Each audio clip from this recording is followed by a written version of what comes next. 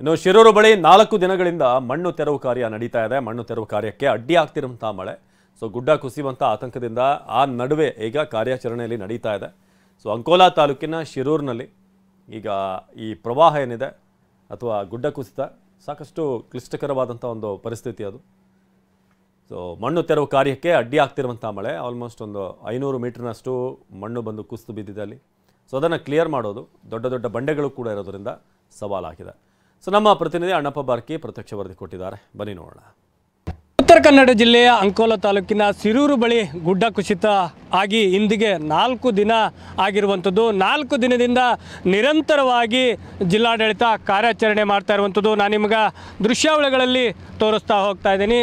ಅಂಕೋಲಾ ಮತ್ತು ಕುಮಟಾ ಮಧ್ಯದಲ್ಲಿ ಏನು NH-466 ಇದೆ, ಅಲ್ಲಿ ಗುಡ್ಡ ಕುಸಿತ ಆಗಿತ್ತು. ಸತತ 4 ದಿನದಿಂದ 6 ಇಟಾಚಿಗಳು ಕಾರ್ಯಾಚರಣೆ ಮಾಡ್ತಾ ಇರುವಂಥದ್ದು.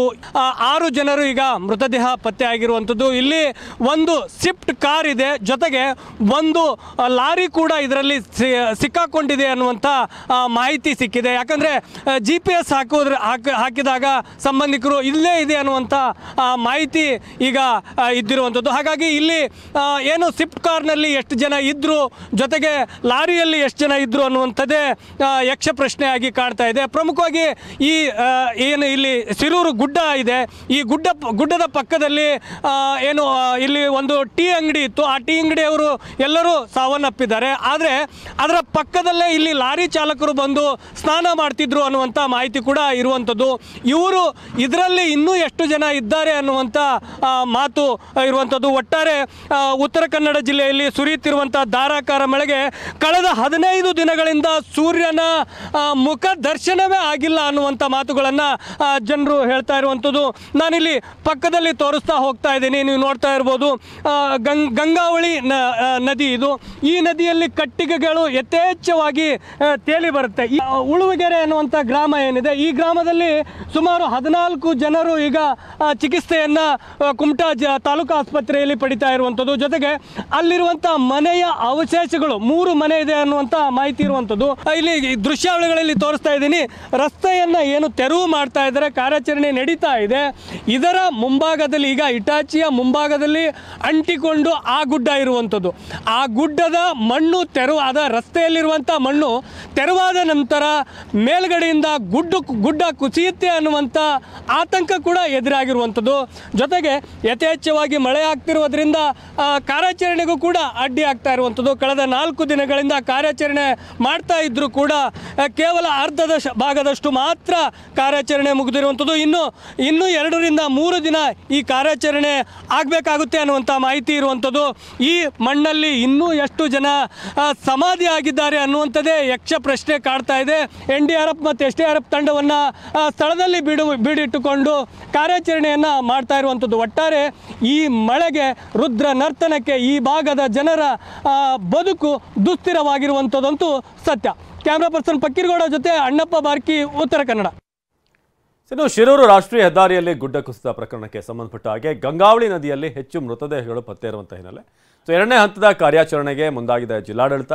ನೌಕಾದಳದ ಹೆಲಿಕಾಪ್ಟರ್ ಹಾಗೆಯೇ ಸಿಬ್ಬಂದಿಯಿಂದ ಕಾರ್ಯಾಚರಣೆಗೆ ಮುಂದಾಗಿರೋದು. ಕಾರ್ಯಾಚರಣೆಗೆ ನೌಕಾದಳದ ಸಹಾಯವನ್ನು ಕೋರಿ ಮನವಿ ಮಾಡಲಾಗಿದೆ.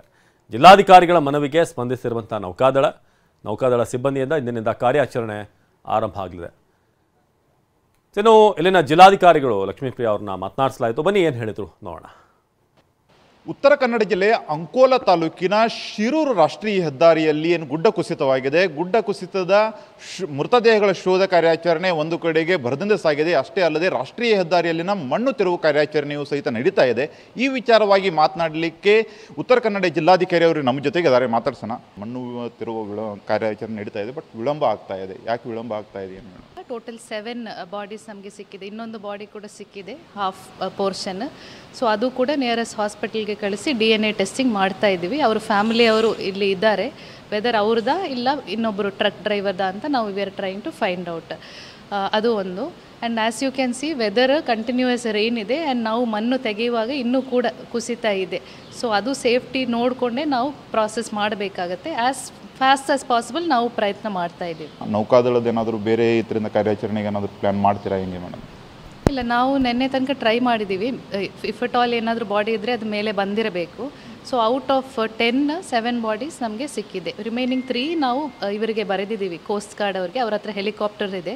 So we have return to them saying ನಮಗೆ ಸಪೋರ್ಟ್ ಮಾಡಿ and try help us in identifying ಏನಾದರೂ ಬಾಡಿ ಕಾಣ್ತಾ ಇದೆಯಾ ಅಂತ ಹೆಲ್ಪ್ ಮಾಡಲಿಕ್ಕೆ ಹೇಳಿದ್ದೀವಿ. ಅವರು ಇವತ್ತು ಆ ಪ್ರಾಸೆಸ್ ಮಾಡ್ತಾರೆ.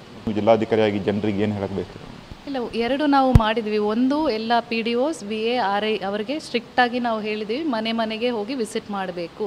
ಮಣ್ಣು ಗೋಡೆ ಇದ್ದರೆ ಅಥವಾ ಡೇಂಜರಸ್ ಸಿಚುವೇಶನ್ ಇದ್ದರೆ ಅವ್ರಿಗೆ ಶಿಫ್ಟ್ ಮಾಡಬೇಕು. ಇದರ್ ರಿಲೇಟಿವ್ ಪ್ಲೇಸ್ಗೆ ಶಿಫ್ಟ್ ಮಾಡಬೇಕು, ಇಲ್ಲ ರಿಲೀಫ್ ಸೆಂಟರ್ ನಾವು ಓಪನ್ ಮಾಡೋದಕ್ಕೆ ರೆಡಿ ಇದ್ದೀವಿ. ಸೊ ಅಲ್ಲಿ ಬಂದು ಇರಬೇಕು ಅಂತ ಅದು ಎಲ್ಲರೂ ಮಾಡ್ತಾ ಇದ್ದಾರೆ ಲೋಕಲ್ ಲೆವೆಲಲ್ಲಿ. 2ನೇದು ಎಲ್ಲ engineering wings, PRED, PWD, PMGSY, interior roads, panchayat roads ಎಲ್ಲರಿಗೂ ನಾವು ಬರೆದಿದ್ದೀವಿ. ಇವತ್ತು ಸರ್ವೆ ಮಾಡಬೇಕು, ಯಾವುದು ಡೇಂಜರಸ್ ರೋಡ್ ಇದೆಯೋ ಸರ್ವೆ ಮಾಡಿ ನಮ್ಗೆ ಕೊಡಬೇಕು. V will take ನೆಸರಿ measures. ಏನಾದರೂ ಕರೆಕ್ಟಿವ್ ಮೆಷರ್ಸ್ ಮಾಡ್ಬೋದು ಅಂದರೆ ಮಾಡ್ತೀವಿ, ಇಲ್ಲ ಅಟ್ಲೀಸ್ಟ್ ಟ್ರಾಫಿಕ್ ಸ್ಟಾಪ್ ಮಾಡಿ ಆಲ್ಟರ್ನೇಟ್ ರೂಟಲ್ಲಿ ಹೋಗೋ ಥರ ವ್ಯವಸ್ಥೆ ಮಾಡ್ತೀವಿ. ಮತ್ತೊಂದು ಏನಂದರೆ, ಈಗ ಶಿರೂರದಲ್ಲಿ ಗುಡ್ಡ ಕುಸಿತವಾಗಿ ಅದರ ಪರಿಣಾಮ ಉಳುವರೆ ಗ್ರಾಮಕ್ಕಾಗಿದೆ. ಪಕ್ಕದಲ್ಲಿರುವಂಥ ಗ್ರಾಮದಲ್ಲಿರುವಂಥ ಮನೆಗಳು ಸಹಿತ ಬಿದ್ದಿದೆ. ಅಲ್ಲಿರುವಂಥ ಜನರು ಸಹಿತ ನೆನೆ TV9 ಮುಂದೆ ಕಣ್ಣೀರು ಹಾಕ್ತಾಯಿದ್ರು. ನಮ್ಮದೆಲ್ಲ ಇಡೀ ಜೀವನನೇ ಎಲ್ಲ ಪೂರ್ತಿ ಹೋಯಿತು, ನಾವು ಅಷ್ಟೇ ಉಳ್ಕೊಂಡಿದ್ದೀವಿ, ನಾವೇನೇನು ಗಳಿಸಿದ್ವಿ ಎಲ್ಲ ಹೋಯಿತು ಅಂತ ಹೇಳ್ತಾ ಇದ್ದಾರೆ. ಅವರಿಗೇನೋ ಮನೆ ಕಟ್ಟಿ ಅವರಿಗೇನೋ ಪರಿಹಾರ ಕೊಡುವಂಥ ಕೆಲಸ ಏನಾದರೂ ಮಾಡ್ತೀರಾ ಮೇಡಮ್? ಇಲ್ಲ, ಅವರಿಗೆ ಇಮಿಡಿಯೇಟ್ಲಿ ನಾವು ಕೊಡ್ತಾ ಇದ್ವಿ. ಸೊ ಆಲ್ರೆಡಿ ಕೆಲವೊಂದು ಮನೆಗೆ 1,20,000 ಪೇಮೆಂಟ್ ಆಗಿದೆ. ರಿಮೈನಿಂಗ್ ಕೂಡ ತಹಸೀಲ್ದಾರ್ ಇವತ್ತು ಪ್ರಾಸೆಸ್ ಮಾಡ್ತಾ ಇದ್ದಾರೆ. ಫೈಂಡಿಂಗ್ ಇನ್ನೊಂದು location is a long term solution. So ಅದು ಸ್ವಲ್ಪ ರೆವೆನ್ಯೂ ಲ್ಯಾಂಡ್ ಐಡೆಂಟಿಫೈ ಮಾಡಿ ಸರ್ವೆ ಎಲ್ಲ ಮಾಡಬೇಕಾಗುತ್ತೆ. So once all the settle down ಅದು ಕೂಡ ನಾವು ತಗೊಳ್ತೀವಿ. ಈಗ ಮೇಡಮ್ ಅವ್ರಿಗೆ ಇರೋಕ್ಕೂ ಮನೆಯೂ ಇಲ್ದಂಗೆ ಆಗಿದೆ. ನಾವು ರಿಲೀಫ್ ಸೆಂಟರಲ್ಲಿ we will take care of them. ಅಲ್ಲಿ ಬೇಸಿಕ್ ಫೆಸಿಲಿಟೀಸ್ ಏನಿದೆಯೋ ಅಷ್ಟು ಪ್ರೊವೈಡ್ ಮಾಡಿ ನಾವು ಜಿಲ್ಲಾಡಳಿತದಿಂದ we will take care of them. ಮತ್ತೊಂದೇನೆಂದರೆ LPG ಗ್ಯಾಸ್ ಟ್ಯಾಂಕರ್ ವಿಚಾರ. LPG ಗ್ಯಾಸ್ ಟ್ಯಾಂಕರ್ ವಿಚಾರವಾಗಿ ಸಗಡಗೆರೆ ಗ್ರಾಮದಲ್ಲಿ ಬಹಳಷ್ಟು ಆತಂಕ ವ್ಯಕ್ತವಾಗ್ತಾ ಇದೆ. ಅಲ್ಲಿ ನಿನ್ನೆ 30 ಒಂದು ಗ್ಯಾಸನ್ನು ಸಹಿತ ಅಲ್ಲಿಂದ ಖಾಲಿ ಮಾಡುವಂಥ ಕೆಲಸ ಮಾಡಿದೆ. ಎಷ್ಟು % ಗ್ಯಾಸ್ ಖಾಲಿ ಇದೆ ಮತ್ತು ಇನ್ನೂ ಪೂರ್ತಿಯಾಗಿ ಎಷ್ಟು ದಿವಸ ಆಗ್ಬೋದು? ಇಲ್ಲ, ನಿನ್ನೆ ಆಲ್ಮೋಸ್ಟ್ ಆಫ್ಟರ್ನೂನಿಂದ ಅವರು ಮಾಡ್ತಾ ಇದ್ದಾರೆ process. 50 to 60% gas already release ಆಗಿದೆ. ನೀವು ನೋಡಿರ್ಬೋದು, ಮನೆಯೆಲ್ಲ ನಾವು ಲಾಕ್ ಮಾಡಿ ಯಾರು ಅಲ್ಲಿ ಇರದೆ ನೋಡಿಕೊಂಡು ಸೇಫ್ಟಿ ಪ್ರಿಕಾಷನ್ ತಗೊಂಡು ನಾವು ಮಾಡ್ತಾ ಇದ್ದೀವಿ. ಇವತ್ತು ಆ ಪ್ರಾಸೆಸ್ ಕಂಟಿನ್ಯೂ ಆಗಿದೆ, ಇವತ್ತು ಕಂಪ್ಲೀಟ್ ಆಗುತ್ತೆ. ಒನ್ಸ್ ಆ ಗ್ಯಾಸ್ ವೆಂಟಿಂಗ್ ಔಟ್ ಆದಮೇಲೆ ಅವರು ಆ ಗ್ಯಾಸ್ ಟ್ಯಾಂಕರ್ ಒಳಗಡೆ ನೀರು ಫಿಲ್ ಮಾಡಿ ಕಂಪ್ಲೀಟ್ಲಿ ಎನ್ಶೋರ್ ಮಾಡ್ತಾರಂತ ಗ್ಯಾಸ್ ಒಳಗಡೆ ಇಲ್ಲ ಅಂತ. Then they will lift it to a safer location. Cameraman Manjunath ಜೊತೆ ಸೂರಜ್ ಉತ್ತರೆ, TV9 ಕಾರವಾರ.